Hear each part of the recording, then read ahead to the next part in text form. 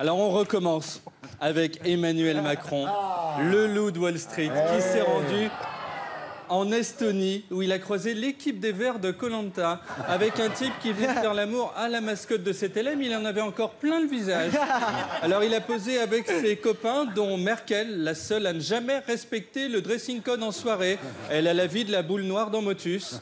Macron et Merkel, pour se détendre, ont joué au jeu de mime Jackie et Michel. Regardez, chacun doit mimer son sexe. Puis Macron a signé le livre d'or de la présidente estonienne. On aurait dit une dame pipi à l'entrée des WC qui marque à quelle heure elle a mis de la javel dans les pissotières.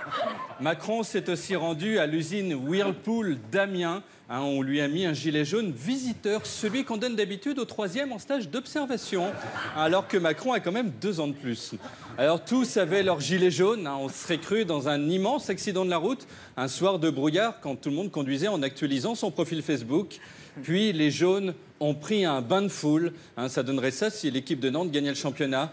Et le compte Twitter de Macron a posté, regardez, une photo de sa main. On le shoot même plus en entier, mais juste un membre en gros plan. Sa com a totalement repris les codes du X. Car oui, Macron est sexy. D'ailleurs, Christophe Castaner, son sbire, a déclaré admirer son parcours, son intelligence et sa puissance physique. C'est très chaud. L'Élysée, c'est devenu un sauna coquin, mais avec plus de pièces. Alors...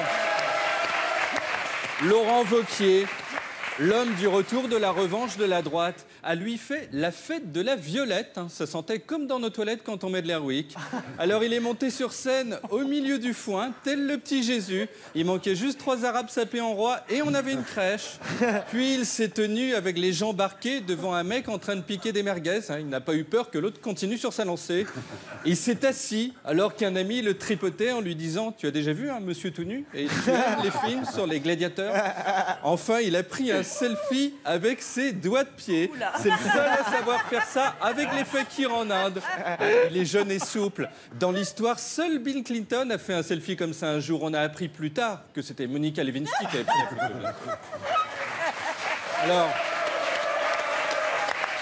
le week-end dernier, la France Insoumise a organisé des casserolades. C'est comme la cuisine de Maïté, mais sans Maïté. Le but est de faire du bruit en tapant sur des casseroles, telle une comédie musicale qui aurait pour thème le parcours de Patrick Balkany.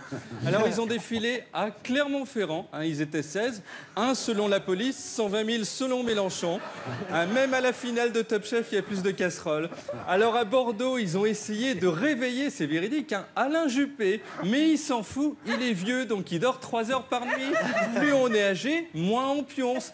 Thierry, vous m'envoyez, vous, des SMS à 1h30 du matin pour me dire que je suis génial, que depuis qu'en Badélis, on n'avait pas vu une telle puissance comique. C'est ça! Vous prenez de la bouteille.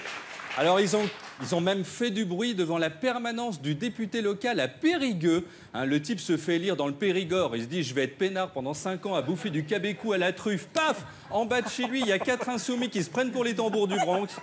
L'horreur. Mélenchon, le chef cuistot, et lui apparu à la télé, les cheveux violets, comme une mémé à Yorkshire. Moi, quand je l'ai vu, je suis allé me faire une camomille. En 4 mois, il est passé de la figure du Tché à celle de Denise Gray. Il doit avoir la progéria, quoi. Alors,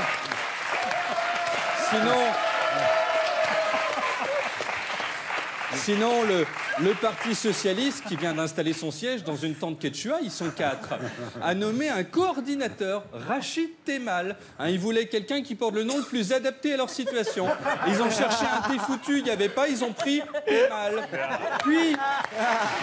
Puis Karim Bouamran, porte-parole de l'ensemble du PS, c'est-à-dire qui s'exprime en son nom à lui, a parlé du parti comme première force d'opposition à Macron. Ils ont dû mettre la tente Quechua porte de la Chapelle parce que ça sent la prise de crack. Enfin, les socialistes ont voté pour la refondation du parti avec, nous dit-on, le sourire. Forcément, si t'aimes pas la déconne, t'essayes pas de relancer le PS. Alors, en bref, cette semaine... Mounir Majoubi, ministre du Numérique, a visité une start-up avec que des jeunes bien dans leur peau qui ont la patate équirrie. Mais lui a eu l'air triste une demi-seconde et a donc été démis de ses fonctions pour trahison à La République En Marche. Boris Faure, vous vous souvenez de Boris Faure, hein, le socialiste qui s'était fait agresser à coups de casque. Voilà, a pris un selfie de sa cicatrice. Il poste des photos de l'endroit où il a mal. J'espère qu'il n'aura jamais d'hémorroïdes. Enfin, Hollande avait raté son avion à Montpellier à cause d'un manque de signalisation. Eh bien, un panneau, grâce à lui, a été installé. Alors, vu qu'il a aussi raté son quinquennat, je pense qu'il faut un peu mieux indiquer l'Élysée. Voilà, c'était une semaine sur la Terre. Bravo. Salut les terriens. Bravo. C'était Tanguy Passion. On se retrouve ici la semaine prochaine.